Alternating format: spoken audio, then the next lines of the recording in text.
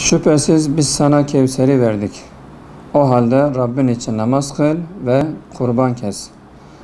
Doğrusu sana buğz eden, soyu kesik olanın ta kendisidir. Hazreti Ayşe annemizden rivayetle Peygamber Efendimiz sallallahu aleyhi ve sellem şöyle buyurmuştur.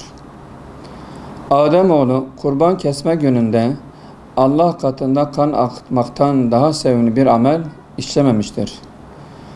O kurban kıyamet günü boynuzları, kılları ve tırnakları ile gelecektir. Kurbanın kanı yere düşmeden önce Allah katında hemen kabul olunur. Bu sebeple kestiğiniz kurbanlardan dolayı sıkıntı değil, gönlünüz hoş olsun.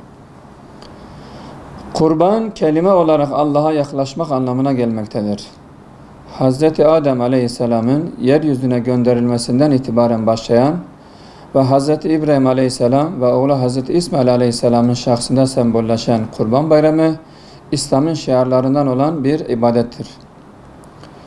Kurban ibadeti, yaratılışın gayesinden olan ve bütün insanlığın tabi tutulduğu imtihan sürecinden Hazreti İbrahim Aleyhisselam'ın aile efradıyla beraber vermiş oldukları o büyük imtihanın her yıl bütün inananlar tarafından yeniden hatırlatılması ve bu imtihandan dersler çıkarılması için Allah Celle Celaluhu'nun kullarına bahşetmiş olduğu nimetlerden biridir. Kurban Bayramı Allah'a adanmak ve Allah'ın emrine tereddütsüz teslim olup İbrahim'i bir ruh ve şuurun, İsmail'i bir teslimiyetin tecessüm ettiği günlerdir.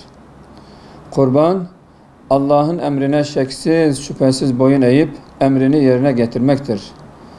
Allah'ın emrine İsmail'i bir teslimiyet gösterip başını bıçağın önüne eğmektir. Kurban Bayramı, İslam ümmeti olarak geçirmiş olduğumuz bu zor günlerin geride kalması için birlik ve beraberliğin öneminin yeniden anlaşıldığı günlerdir.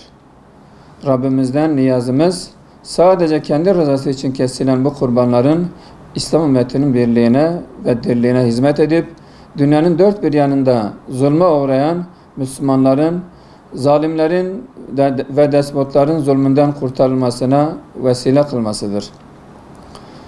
Bu vesileyle bayram günlerinde kurban etlerini fakirlere dağıtmak için bu kutlu yolda yürüyerek canını Allah'a kurban eden Yasin Bürü ve arkadaşlarını tekrardan yad edip şehadetlerini de tebrik ederiz.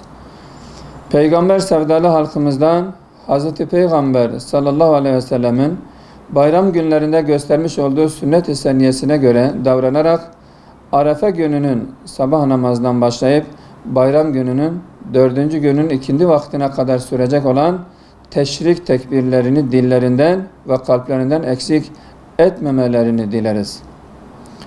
Vakfımızın her bayram düzenlediği geleneksel bayramlaşma programına tüm halkımızı şimdiden davet ediyoruz. Bu duygu ve düşüncelerle bütün İslam aleminin Kurban Bayramı'nı tebrik eder. Bu mübarek günlerin hayırlara vesile olmasını Yüce Rabbimizden niyaz ederiz.